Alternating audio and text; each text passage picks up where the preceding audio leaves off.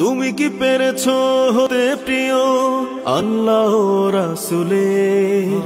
মুমিন না হয়ে মরো না তুমি ঘোষণা কিতাবের। সময় থাকতে হও আগুয়ান, গুছিয়ে ফেলো মাল সাবান। হও পুরোপুরি মুহসিনুন, ওয়ালা তামুতুন্না ইল্লা ওয়া আনতুম মুসলিমুন, ওয়ালা তামুতুন্না ইল্লা ওয়া আনতুম মুসলিমুন। কোন পথে চলছো তুমি ছোট্ট তোমার জীবনে? একবারও কি ভেবেছো তুমি জবাব কি দেবে মরণে? কোন পথে চলছো তুমি ছোট্ট তোমার জীবনে?